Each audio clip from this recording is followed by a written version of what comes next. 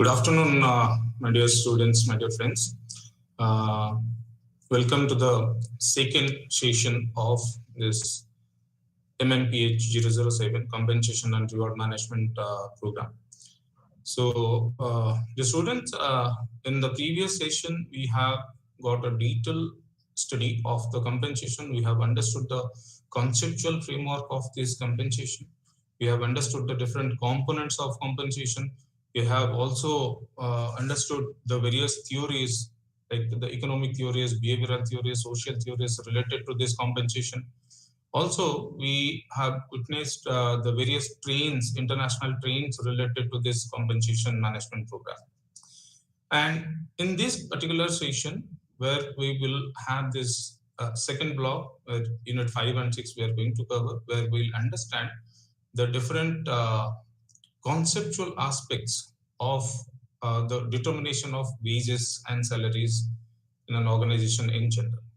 So today we are going to understand the basic aspects of the wage determination process. What are the things that we need to take into consideration for determination of these wages?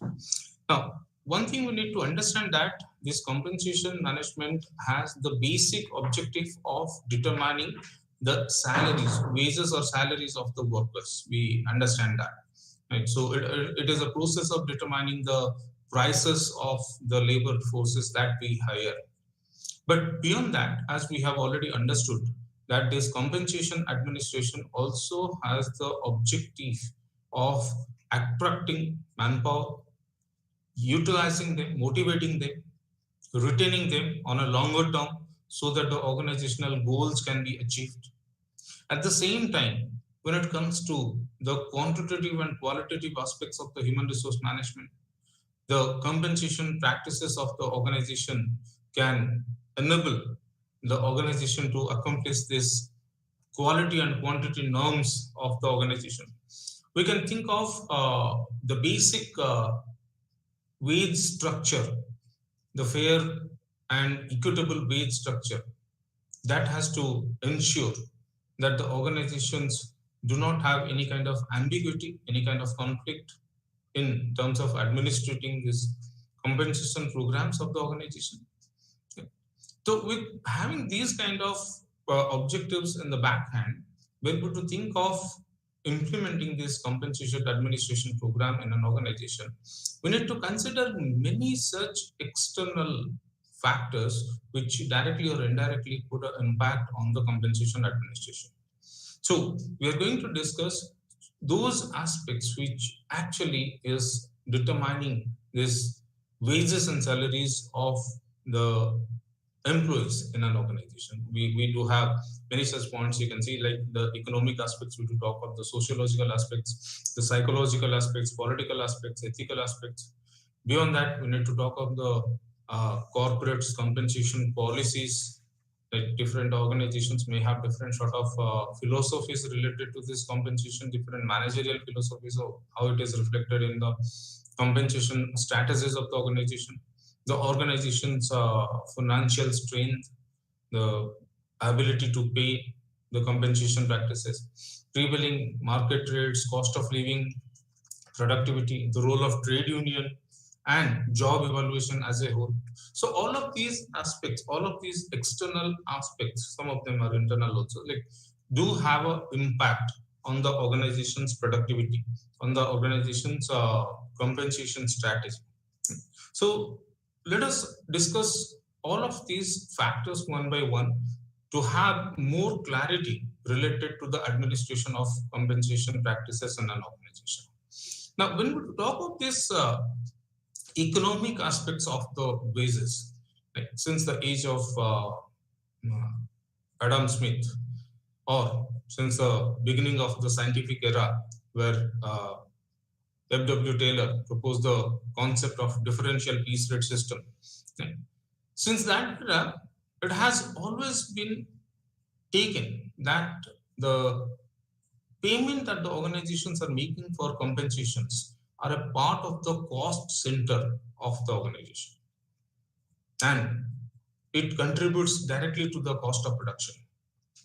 Now, on an average, we do say that the measure contribution to the cost of production is because of the labor costs, and the measure like contribution to the labor cost is because of the wages and salaries or payroll or non-payroll related expenditures that the organizations do come up with. The question is, when organizations, or so as to say the employers, do invest on the workers, in return what they want is more productivity from the workers, more contribution from the workers, more quality and quantitative aspects in terms of the organization's goals. But at the same time, when we talk of the workers, these compensation management practices should lead to higher pay packages. What the workers want is more price, more return for the contributions they are making towards the organization. So what we understand is that there is a transaction that goes on between these employers and employees, that goes on between these employers and these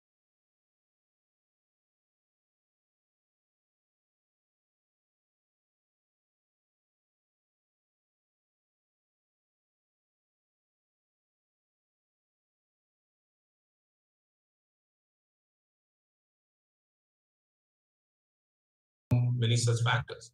Now, one of the most important factors that actually shapes up is this the perception of workers to be perishable, the perception of workers to be heterogeneous. Now, of course, from the very beginning, we have always thought of the human resources as intangible resources. Okay? The contributions cannot be quantified, but with the emergence of the newer aspects of the managerial practices nowadays, to some extent, we are being able to evaluate the contribution of human resources in terms of certain quantitative aspects. So the emergence of analytics will we are being able to do that. Still, we do say that with the passage of time, the efforts of the people gradually decreases down. We say that the contributions made by the people are perishable, and with the opening up of these economies, when we do talk of these workforces, the workforces are heterogeneous also. Now, we do talk of the diversity of the workforces. So you cannot think of a constant contribution from the workers. And that is the reason why there is a fluctuation in terms of the labor market trends. For the second point, and unless and until we do have a perfect knowledge of the labor market trends, it is very difficult for us to apply the laws of demand and supply and to have a perfect balance of the requirement of human resources to the availability of human resources. What we need to understand is that the availability of skilled labor forces, unskilled labor forces, semi-skilled labor forces, or highly skilled labor forces. What we need to understand is the availability of technical to non-technical workers. And all of these factors do actually impact the level of wages and salaries in the organizations. We are thinking of mobility of these labor forces are also a factor that you need to take into account. Because there are certain jobs where we need manual laborers who need to put a very hard effort.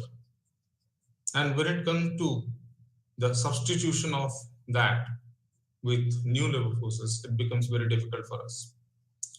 So frequent mobility of these labor forces are not feasible for the organizations.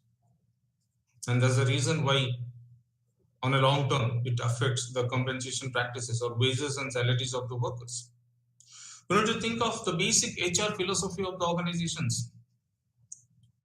Organizations may come out with different models, different theories. Like there's a hard variant model. What it says that these human resources are available cheaply. so they can be used sparingly. But soft variant model says that human resources cost is more to the organization, so they should be utilized with proper care. So what sort of philosophy does the organization do have towards the human resources? Based on that, the wages and salaries depend on. What is the managerial style being adopted in the organization, whether it is authoritarian or participative kind of thing, or a democratic kind of thing, or bureaucratic structure? What sort of organizational practices are there that also need to be taken into consideration for the determination of wages and salaries? Similarly, the wages and salaries also depends on the demand for the goods and services being produced by the organization. So in case of the goods and services leading the market, so there's a probability that organizations will come up with good pay packages to the workers based on all of these customers' perception of these goods and services. And at the end, we need to think of the various government regulations, enactments that the organizations need to abide by. So to regulate the compensation and related aspects such as social security, social insurances, we need to comply with the Minimum Wages Act, the Payment of Wages Act, the Payment of Bonus Act, Equal Remuneration Act. Maybe when it deals with this social insurances or social securities, we need to talk of ESIs, EPF, workmen's compensation, maternity benefit. All of these legal enactments, whatever are being there imposed on the organizations, need to be abided by. So the compliances to these government regulations are what that also determines the level of compensation in the organization. So beyond these economic related aspects, we need to think of other aspects such as this sociological aspects. Now, of course, irrespective of all other facts, if I had to talk of Indian context, it is always the jobs or the work is always a matter of the status in the society itself. We need to talk of the payment structure related with the job as a matter of status. But these jobs do actually reflects in terms of social status. This compensation creates that social distinction among the people. But why it is like that? We need to understand that there are certain jobs which are very hard to perform and that can only be done by manual laborers. There are certain jobs which are very unpleasant, hazardous, which are to be done by manual laborers, and in return they are getting a very low pay package. Then, so creating a distinction in the society. Of course, we have got rid of the caste system which was earlier being imposed. Nowadays, still we'll see that there are differences in terms of the compensation administration between this male employees to female employees in the organization. Now, if I refer to the directive principles of state policy of Indian Constitution, based on the recommendations, we come out with this Equal Remuneration Act 1976, and as per the provisions of the Equal Remuneration Act, irrespective of male, female, irrespective of demographics, all the employees who do carry out similar jobs should be paid similarly. But still, in our society, we do find a distinction in terms of the payment structure. So this is what that we need to understand to create an equitable society. We need to talk of these equitable compensation structures that will enable us to achieve the long-term objectives of the society. We need to talk of that. If I had to talk of this psychological aspects of this compensation, now of course, we need to refer it in terms of the various motivational theories. The question comes whether money is sufficient. Money is, we understand that money is the source of bread and butter for the workers, but is it that money is everything for the workers? Is that the money is the only factor which can really motivate the people? May not be. What we need to understand is, if I do refer to Maslow's need priority model. Slide the problem slide escape button. No.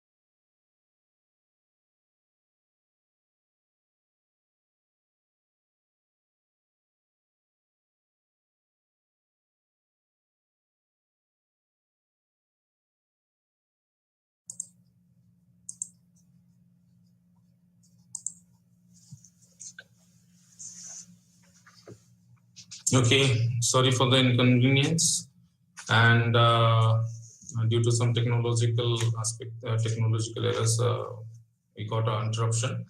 Anyhow, we were discussing the basic psychological aspects that affects the compensation strategies or wages and salaries for the employees.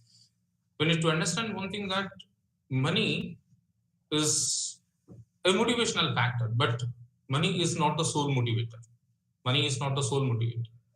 So when we refer to Maslow's need priority model, maybe all those needs are classified under these lower order needs, where this physiological, safety, social needs, and the higher order needs are like esteem and actualization needs. We need to understand that when it comes to the fulfillment of lower order needs, we need to have money. But the fulfillment of higher order needs doesn't require money. So money is a motivator, but is not the sole motivator. One we need to understand is that there are many such non-monetary factors that should be included in the compensation strategies, which can really motivate the people. The same thing when we compare it to Herzberg's theories, where we say that lower order needs can be fulfilled through money. So the presence of money can remove the dissatisfaction level of the employees. Absence of money will lead to dissatisfaction. Presence of money can really remove the dissatisfaction level of the employees. but people may not be motivated. So if we to talk of the motivation of the employees in the organization, then we need to depend on many such non-monetary benefits that are to be administered in the compensation practices. So we do talk of Eisen factors. Money may be the Eisen factors we are talking of. But when it comes to motivators, the non-financial rewards or benefits are to be taken as the motivators. We do talk of equity theories. Of course, it's a human tendency that people would always like to compare the outputs of their own in terms of the contributions made with the outputs of others in terms of contributions made by them. So, referring to the equity theories of motivation, people always evaluate themselves with others in terms of the outputs, that is, in compensation and reward management. So, it has to be based on the concept of equity and fairness both. We do talk of Bloom's expectancy theory with the level of output, valence, the expectancy, instrumentality. Everything is correlated with the level of output, the expected output that the people do have. So, in terms of the psychological aspects, organizations need to understand that all the related aspects of the compensation management program should be taken with a holistic approach. It's not the monetary benefits only, but there are many such non-monetary benefits that should be taken into consideration. Right? All those factors should be taken together to implement the compensation strategy as well. The other aspects of the wages and salaries, or the concepts of wages and salaries, like political aspects we to talk. Political aspects means it's a consideration in terms of the power and influence that we do have. Now, I was briefing you earlier that one of the ways through which these organizations do determine the compensation status is through the process of collective bargaining, where these unions, the representative of the unions and the representative of the management, they sit together to finalize the terms and conditions of employment, terms and conditions of service. So where this compensation and related aspects are one of the most important agenda items.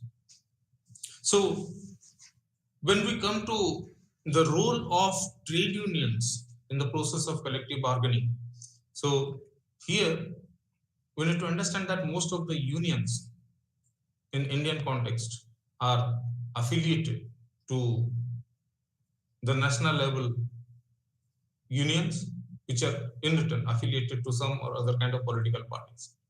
So the political affiliation of these unions and the involvement of these unions in the collective bargaining process actually determines the level of wages and salaries, which influences the decisions related to these wages and salaries. We do talk of the involvement of government also, like there may be the tripartite wage boards. Of course, like when we do refer to these wage boards, nowadays we do have only one wage board existing out of the 17 or 18 wage boards which were earlier being appointed by the government for different industries. Still, through these wage boards, we do talk of the pay commissions appointed by the appropriate government, maybe the central government, maybe the state governments, respective state governments. So through they do come out with a direct influence in terms of determining the wages and salaries.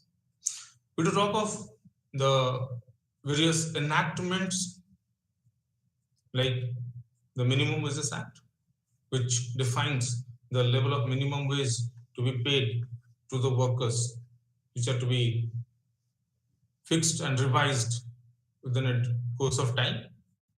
So all those cost of living index, the increasing price index, wholesale price index, consumer price index. So when we talk of the inflation, to deal with that, we are talking of allowances, special allowances such as dearness allowance, that is determined by the appropriate government from time to time. So all of these factors actually do influences the wages and salaries which are to be imparted to the workers. So, when we talk of the involvement of various such stakeholders in the process, maybe the internal, maybe the external, but all of those stakeholders do have different sort of roles which are to be amalgamated to define the overall compensation strategies. Similarly, whenever we do talk of this ethical aspects, is it to what extent this principle of equity and principle of fairness are being achieved. The principle of equity says that equal pay should be there for all the jobs having equal sort of duties and responsibilities. But still, what about the individual contributions in terms of the jobs? So, isn't it unfair for those people who do contribute more as compared to the other people who do contribute less to the organizations? So isn't that the people who contribute actually more should be rewarded? That is the reason why nowadays we do come out with many such different, like advanced practices where we do talk of like market-based pay systems, we do talk of performance-based pay systems. We have introduced the concept of incentives and the way these incentives are linked with the pay systems, performances. All of these things are there because we need to carry out the basic objective of a fair administration of compensation strategies. So it has to be linked with the performances of the individual. And whenever the individuals to contribute their best, then they should be paid with higher amount of wages and salaries.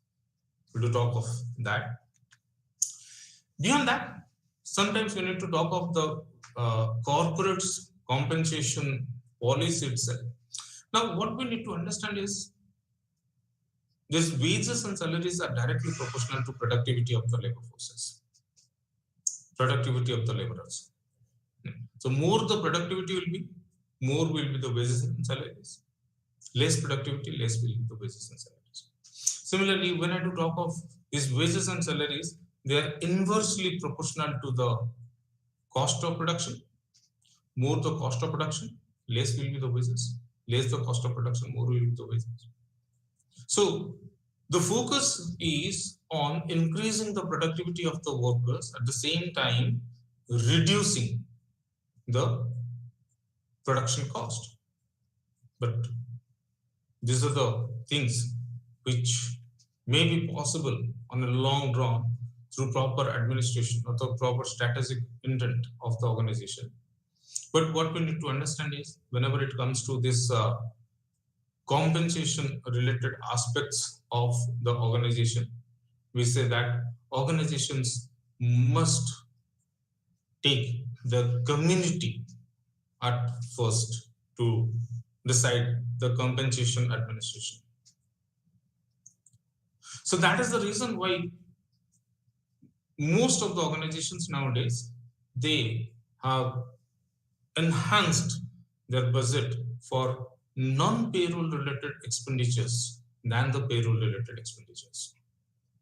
Organizations, of course, have realized that the growth and development or the holistic growth and development of the organizations can be possible if and only if the community will be developed, community is developed.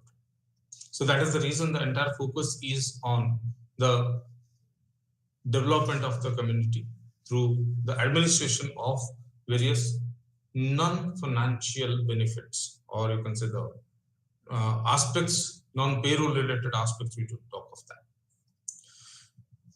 Organizations' compensation policies is also based on this organization's objectives and plans. When we do talk of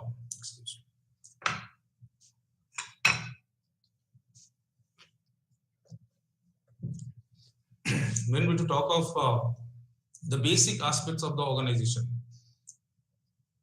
such as its plans for future, we said that organizations are passing through a phase of uncertainty. So anything can happen for the organizations. To have this survival, most of the organizations, they are going for different, or they are going to adopt different sort of strategies. They are going for mergers, acquisitions, buybacks, takeovers, strategic alliances, acquisitions, disinvestments. And all of these are the survival strategies for the organizations. What we need to understand is that whatever the plan it may be, whatever the strategy it may be, but unless and until it is supported by the compensation strategies of the organization, the all of those things may not be feasible. Most of the time, giving an example, during the time of acquisitions or disinvestments, people do have a fear psychosis, and most of these fear psychosis is related to these compensation practices only. So what is going to happen in future? Now, these public organizations are being disinvested to private parties. So what sort of changes will be there in the management? What will be the impact, direct impact or indirect impact on the compensation practices? All of these do lead to a kind of fear psychosis among the workers, and for that reason only most of the workers do resist, adapt to those kind of changes. So if we'll have an open compensation policy, it's a transparent compensation policy, so most of these sort of things can be avoided. The resistances can be avoided. Rather, we'll have the cooperation from the people. Organizations are going for expansion to new market segments, new market niches. Organizations are going for diversification, maybe horizontal, maybe concentric, maybe conglomerate, whatever it may be. But depending on the plans of the organizations, the relevant compensation strategies are to be supported. That is how we need to understand it. Beyond that, organizations should also be concerned for the employees' well-being, employees' welfare aspects, taking all such kind of aspects such as the psychological aspects of the workers, sociological aspects of the workers, the financial aspects of the workers, taking the entire workers into account, whereby the involvement, the sense of belongingness to the organization can be developed with the workers. To talk of emergence of compensation policies such as ESOPs, employee stock option plans, employee stock ownership plans, where instead of it's a kind of profit sharing scheme. So instead of the direct cash benefits, employees are issued, not all, selected, few such employees are issued with the company's shares. So now those workers do come out with this psychological advantage of being the shareholder of the company or being the owner of the company. So they do contribute their best. So when it comes to the employees' contribution, we want the involvement of the employees in the entire process, so that the level of commitment, level of contribution towards the organization can be achieved through the process. We're talking of other aspects like the organization's financial strength is also a factor to be taken into consideration. So the basic aspect, like the organization's ability to pay, whether the organization can pay it or not. We may come out with the strategy that, okay, market-driven pay packages should be implemented by the organization, but do our internal financial strength allows that? If not, how can I? No, definitely, it's a fact that those organizations which are making much more profit do pay at a very higher rate than those organizations which are making a loss, or rather not making a profit. But still, we need to understand one thing, that the impact of the industry to which these organizations do belong to is also a factor that determines, that shapes up the compensation administration practices. Say, we do talk of capital intensive industries and labor intensive industries. Now, these labor intensive industries are always have lower payment structures than the capital intensive industries. So the organizations which belong to this labor intensive industries, they cannot be compared with those organizations which belong to this capital intensive industries. So what we need to understand is that the level of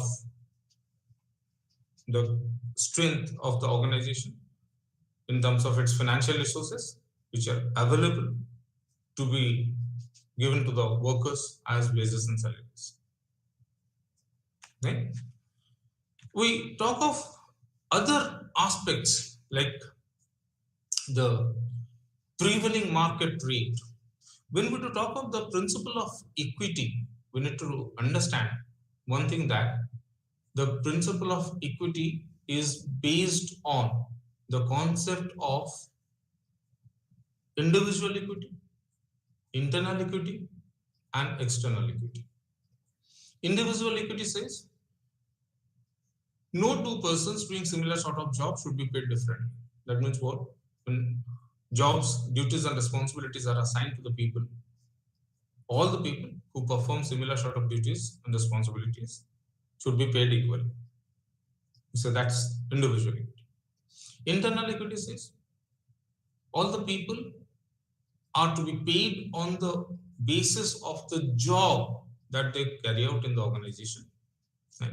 So when we do classify these jobs, we come out with the basic classification of these jobs in terms of the organizational hierarchy.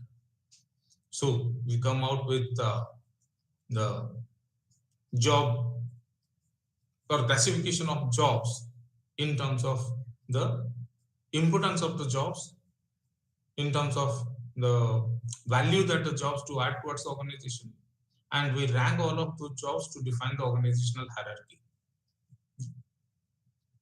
So when we talk of creating that hierarchy, and the people who are in the same hierarchical level should be paid equal. So individual equity focuses on individual contributions, whereas internal equity focuses on the jobs which are being carried out by the people should be paid equally for equal level of hierarchy. So that's the reason why you come out with the distinction of this payment in terms of different pay bands.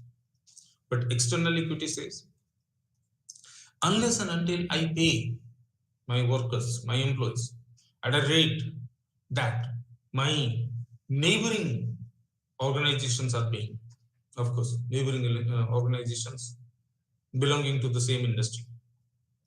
Industry varies, payment structure will vary.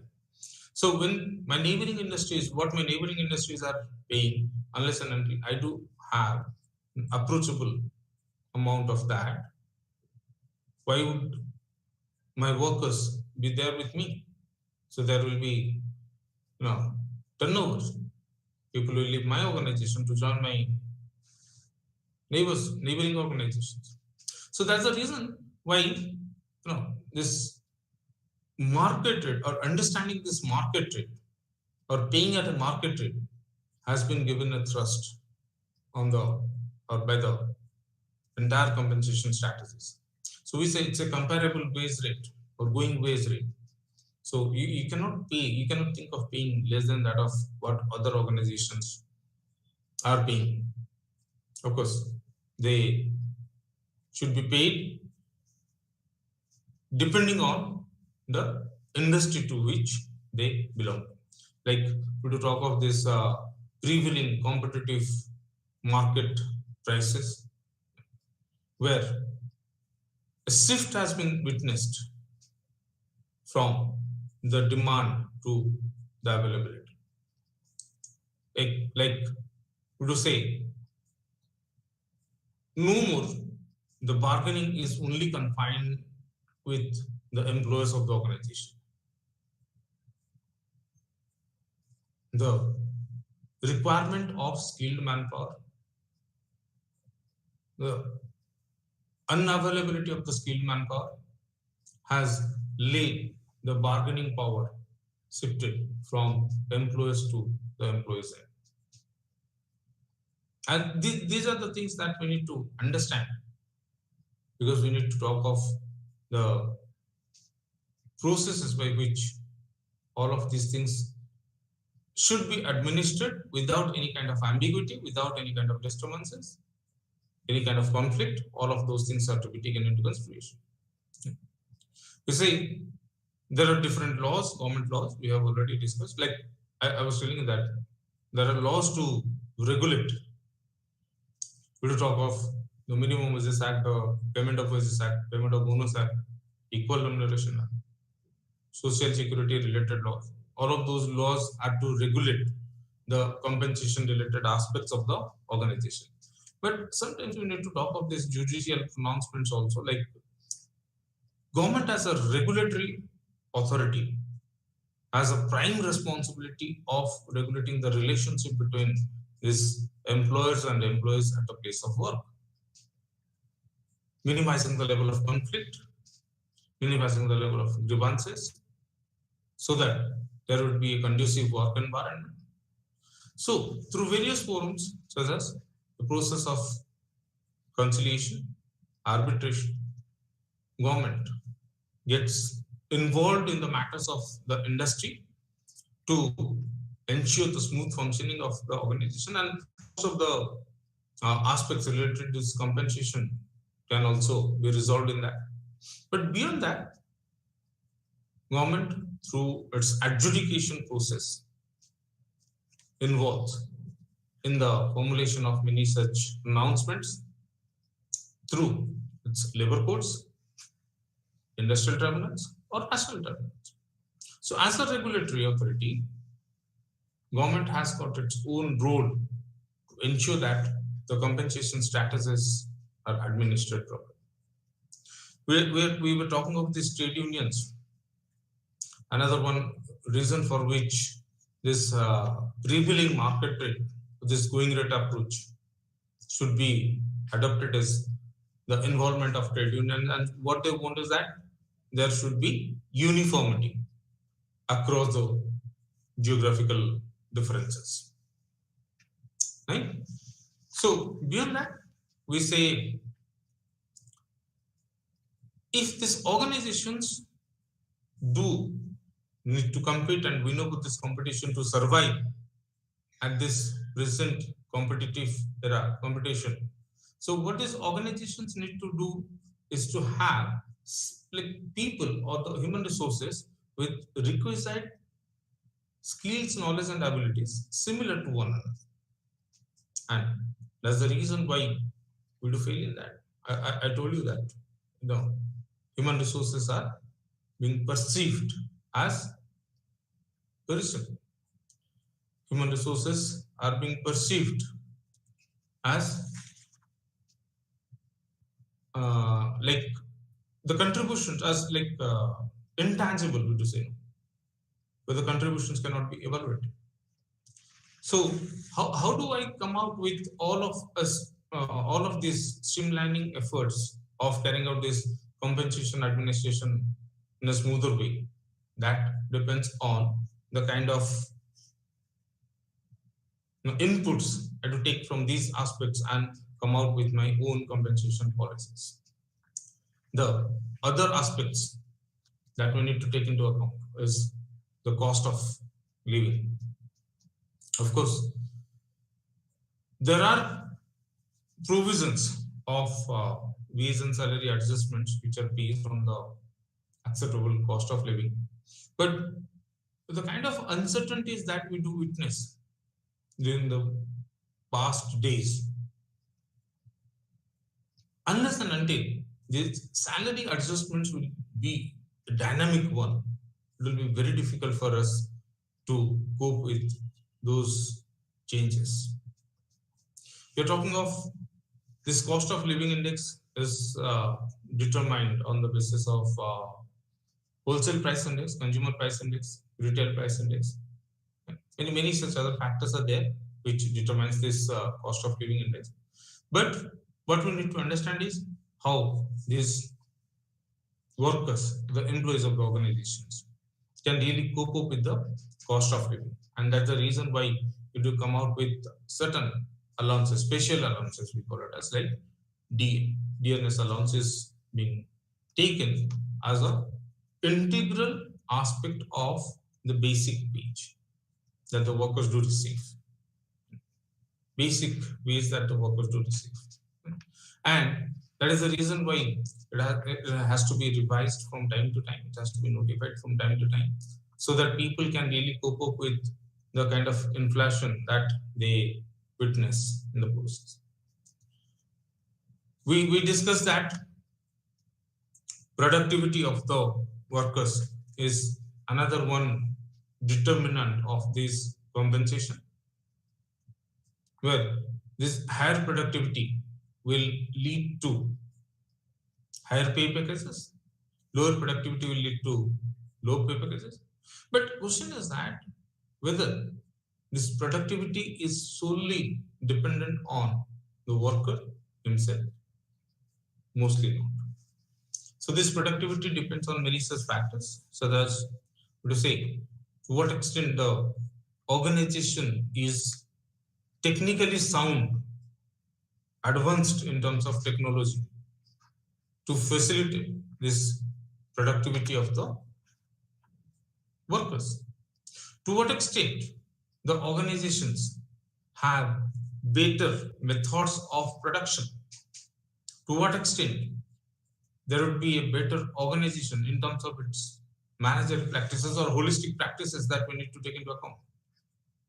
To what extent there are proper utilization of the resources available for the organizations.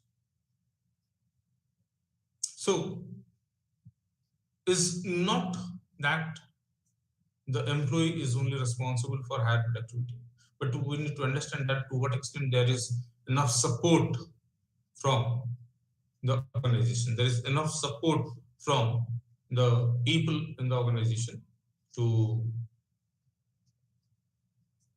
the resource utilization or resource mobilization, we can think of that. That's what we do. And towards the end, let us talk of two other important aspects where we do talk of this. Trade unions bargaining power is one of the most important aspects, because perhaps next class we are going to discuss that. Most of the industries nowadays, they do fix up the level of minimum wage through the process of collective bargaining. Collective bargaining to say. So collective bargaining, as we have understood that, is a process where union representatives and management representatives decide the terms and conditions. But problem is, when we talk of these industries, whether the unions of these workers are recognized by the management as a bargaining agent. If yes, whether the unions do have enough strength to bargain with the management. Most of these factors are to be taken into consideration. Like we do talk of the process of registration and recognition of unions are not properly being implemented to give the strength to the unions in the organization. And most of the unions nowadays, they are not organized. So unions in an unorganized sector doesn't have any relevance at the present time. We need to understand that. Unions come out with the basic strength of bargaining. Like when we do refer to the determination of these wages and salaries through this bargaining zone model, what we need to understand is that during the process of collective bargaining, to finalize the terms and conditions of employment or to finalize these compensation related aspects, unions do come out with a higher note of the demand. Management does come out with a lower note of the demand. So through the process of proposals, counter proposals, the bargaining takes place, and the workers and the management, the representative of the workers and the management, they come down to a settlement, what is called as a bargaining agreement, which is being applicable on both the management and the workers. But question is, whenever they are in the process of coming to the settlement through the process of compromising, where we need to understand that they come out with offers, counter offers, proposals, counter proposals, like that. So they start compromising with their offers and they come to an amicable settlement, right? So the more bargaining strength that the trade unions will have, more they can draw the benefit towards the workers. Less the bargaining power these workers will have, less they can draw the benefit towards the workers. So the basic characteristics of the unions, basic characteristics of the unions is what that determines the level of compensation practices. As such, we can think of organized, recognized, registered unions covering more than 2/3 of the employees of the organization does have much more bargaining power than any other union in the organization. So these factors are to be taken into consideration for the implementation of these compensation strategies. And we will talk of this job evaluation as a method to determine this compensation. Job evaluation says it's a process of assigning the values to different jobs in the organization. The process of assessment of the various components that comprises the job and then convert it to certain monetary values of the organization. So the process of job evaluation actually begins with a detailed study of the job to understand various factors that are associated with the job, and the process we call it as job analysis. So job analysis is a systematic and scientific method to analyze various jobs and to find out the different factors associated with the job. Like we understand that all the factors that are associated with the job can be classified into two categories. One is a job description, which represents the factors associated with the job, and we will talk of job specifications that represents the factors associated with the individual performing that particular job. So differences are there.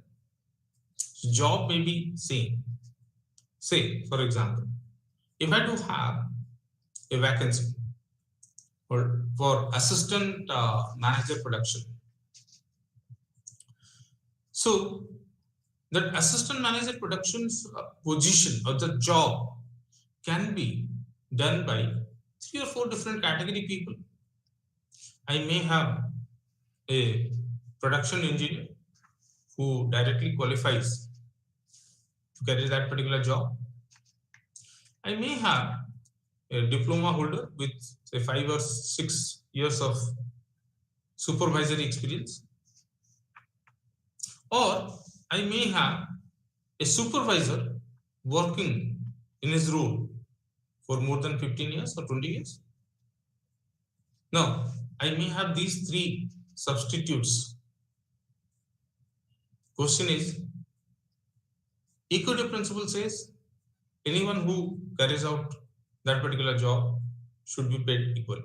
So equity principle says all of these people, the three category of people I told, they should be paid equally. But should they be? The answer is we need to talk of the contributions or the demographics of the employees also, right? So whenever we to talk of this job specifications, we come out with the individual factors which do comprises the job. And unless and until I do come out with all of those factors, all of those job related factors, individual related factors taken together defines the job profile of the organization. Job profile of the organization. So what we need to understand is that this factors which actually comprises the job should be properly allocated with its monetary values, right? And that is what we do say is the core aspect of this job evaluation process, where it is assigning monetary values to different components that comprises the job, and thereby you find out the relevant worth of that particular job in the organization. So when it comes to assessing the relevant worth of that particular job in that organization, so there you need to have a scientific approach. Maybe we are talking of various such methods. We do have ranking methods, grading methods, but more often we do refer to scientific methods such as point rating systems. We do talk of factor comparisons, and we come out with different sort of methods to have a proper evaluation and implementation of these jobs. Proper monetary worth can be assigned to the different factors that comprises the job. So, friends, whenever we talk of these factors associated with or the aspects of this wage determination, as we have understood that all of these are to be taken simultaneously. So it may so happen that economic aspects or the social aspects or the psychological aspects do dominate the determination of the wages and salaries of a particular organization or maybe particular locality or particular industry. But we need to understand that we need to take a holistic approach by considering all of these factors together to determine the overall compensation strategies of the organizations. So we come to the end of today's presentation, but once again we'll meet on Monday, that is on 6th of February, to continue with the next unit of the second block, where we are going to discuss the basic aspects or the concepts of these wages. We need to understand how much wage or salary should be given to the people to enable them to survive or to enable them to meet the day-to-day requirements or to enable them to meet the societal requirements.